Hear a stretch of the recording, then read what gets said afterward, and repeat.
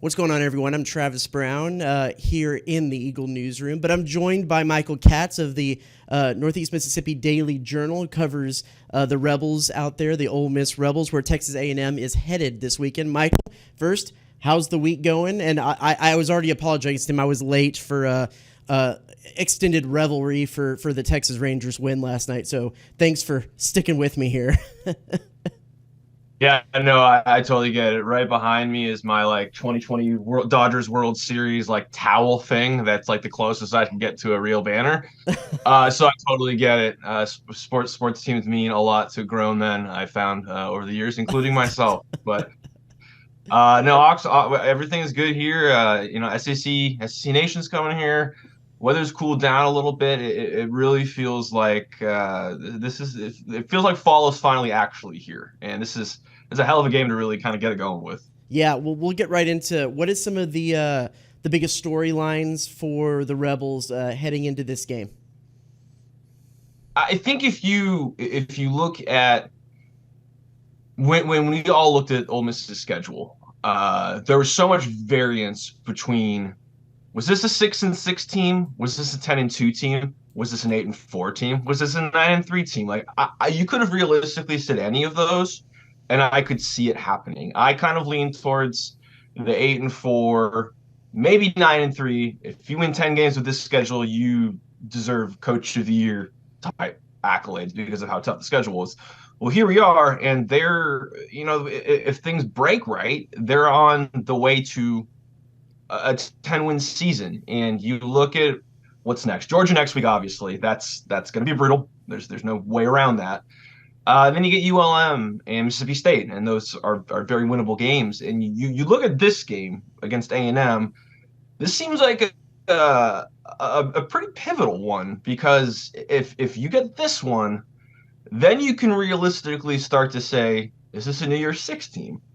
If you don't, then you start to wonder, does it unravel? Because, last year, the problem with Ole Miss was, they got off to that great start. They lost that heartbreaker to Alabama, and then it all fell apart. They lost their last 4 games. Some of them were really, really ugly. This team this year lost to Alabama too, but they rallied, and they've played really, really well since.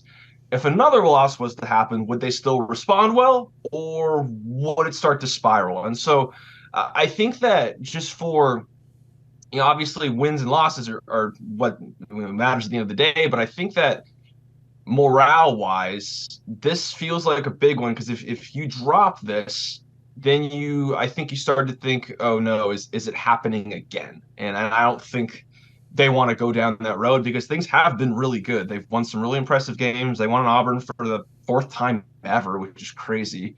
They won that insane game against LSU, where there was not a single snap of defense played. It was wonderful to watch. They've come back from that Alabama loss in ways that I didn't know they were going to be able to do. Would they have that in them again? I don't know. And they might have to deal with it with Georgia when they go to Georgia anyway. But, I hate to say that's a loss you expect, and I know they don't expect that, but I think a lot of people around the country probably expect that to be a game Georgia wins. But this is one where, if you want to get to where you think you can go, you really need this game. And I think people around here feel that too. For sure. With Ole Miss, the past couple of years, they've really kind of separated themselves with their rushing attack, with Keyshawn Jutkins coming back, and some of the guys they've had in the past. That run game, at least from an outside perspective, it seems like it's developed over the last couple of weeks. Where is that rushing attack offense right now, especially with kind of Judkins seemingly finding his form? Yeah, I mean, it looks a lot closer to what we expected. I mean, this was the number 3 rushing attack in the country last year.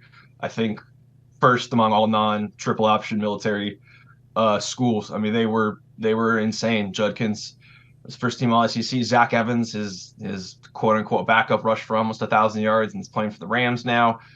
With Judkins back, and Dart's an excellent runner as well, and he brings a lot to the table there. I think we just all expected, and almost their entire offensive line back as well, that this was just going to be there was going to be no transition, and it was not that easy to start. They were really struggling to run the ball early. It wasn't even that great against Mercer. They struggled a little bit against Tulane. It was great against Georgia Tech, and that's when we were like, okay, it's back. And then it struggled against Alabama. But really, since Alabama, it's looked like the rushing attack we thought. Quinshon had some injury stuff earlier in the year. Not exactly sure the extent of it. I know he was in like a non-contact jersey for a while. I think it was before the Georgia Tech game, and he was kind of questionable to play in that one, but he did. Um, but since then, I think he's really found his stride. He's had 3 rushing, 100-yard rushing games, I think, in his last 4.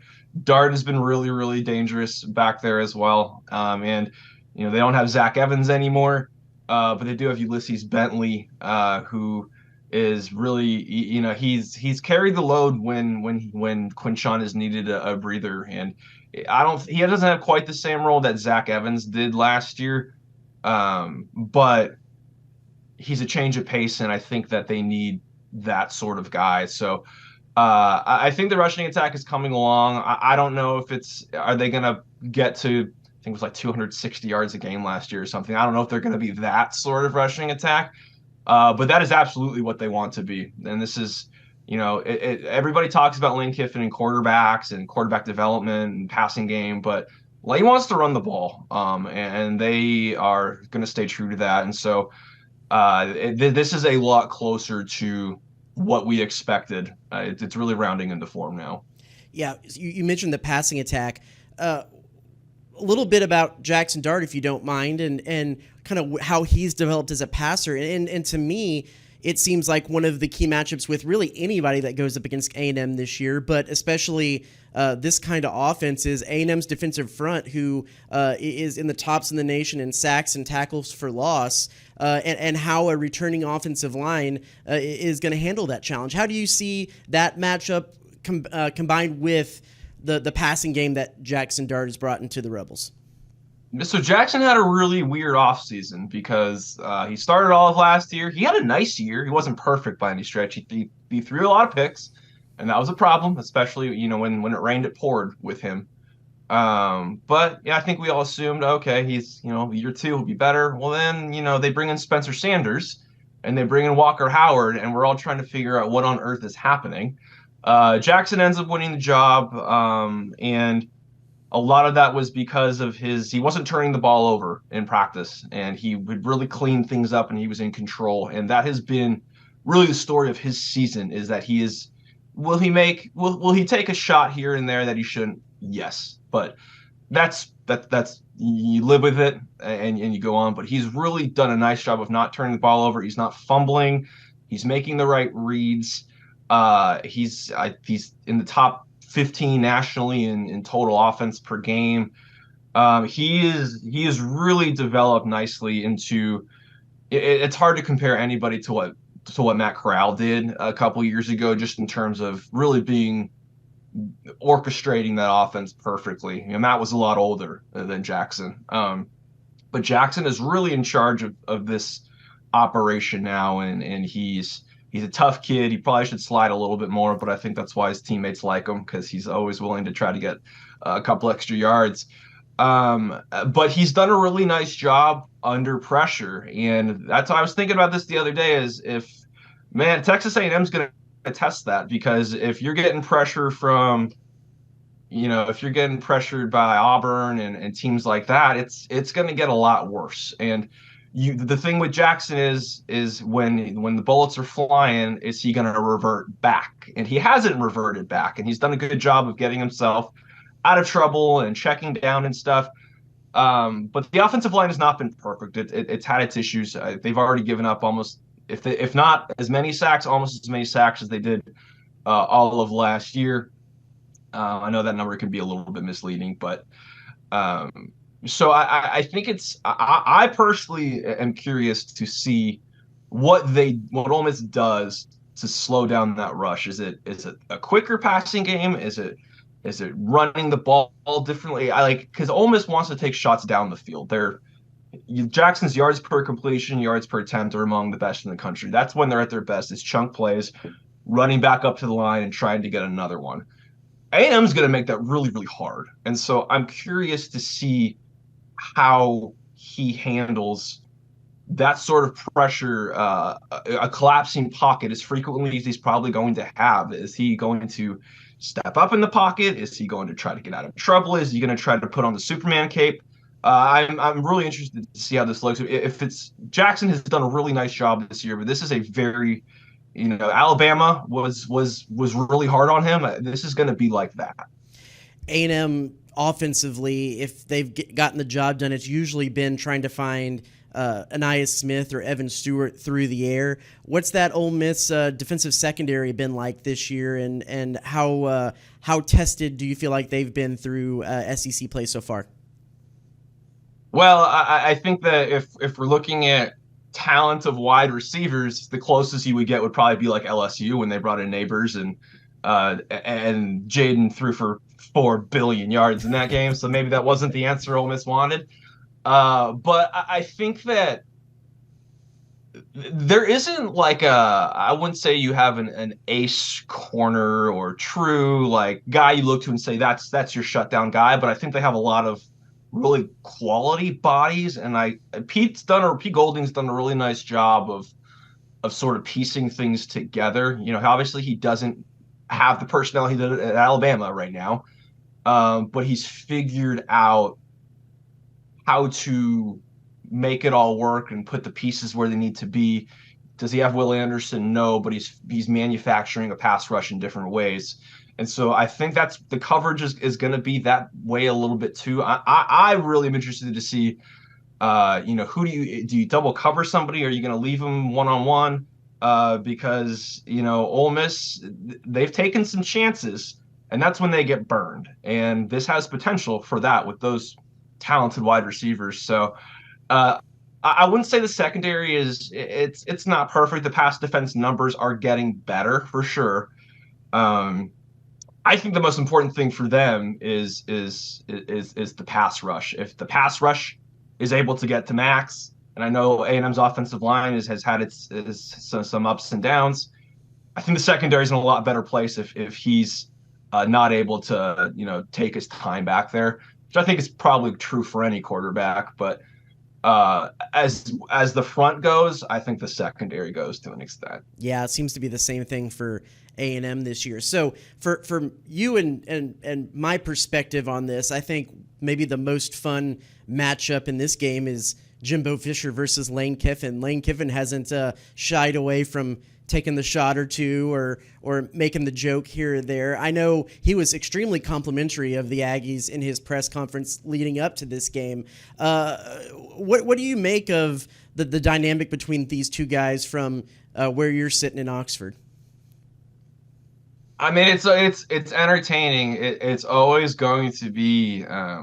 You walk in Mondays for when we talk to Lane, and you're always wondering, oh, what's he gonna say this week about whoever it is? And coming to Jimbo week, we knew that there was gonna be something. It was a lot more subtle this week, but there weren't any direct like jabs, but there were a few that kind of made us like pause, like when he said that he thought A&M was the most talented 5-3 team ever, and just like little things like that. You're like, okay, like where are you going with this? But I do know that he does respect him. Are they best friends? I don't imagine so, but I know he respects him. And I know he respects Bobby Petrino, DJ Durkin. One, he knows Durkin very personally. Mm-hmm.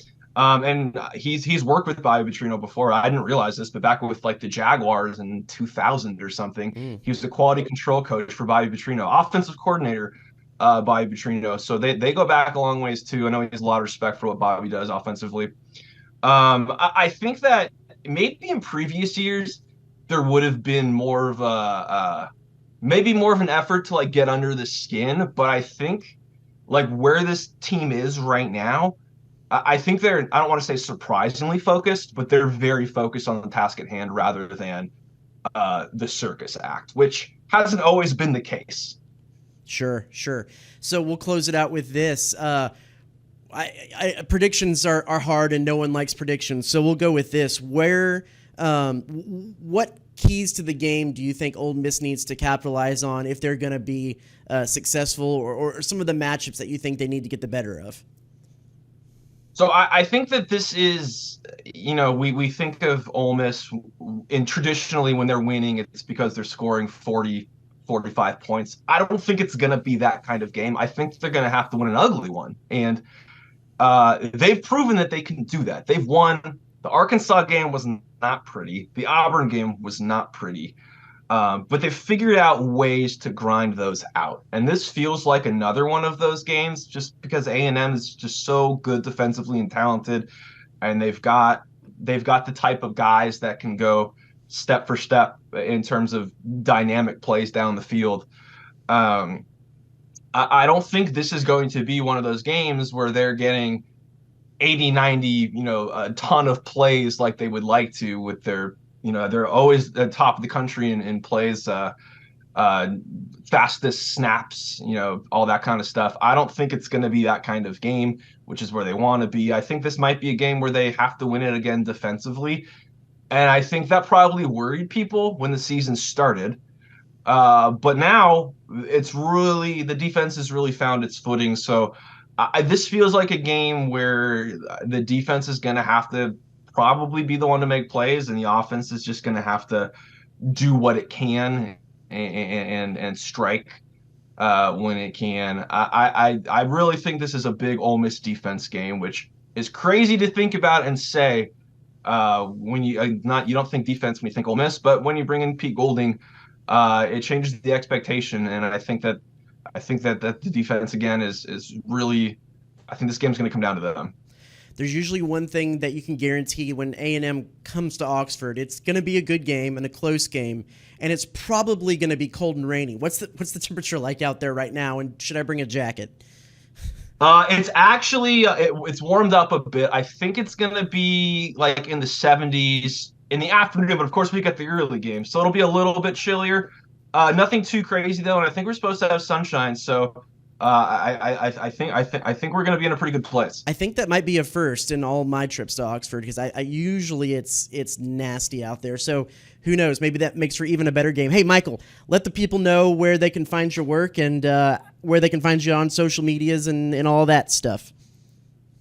Yeah, so you can find me at djournal.com, and if you want to find me on Twitter or X or whatever we're calling it now, it's at Michael L. Katz, Katz.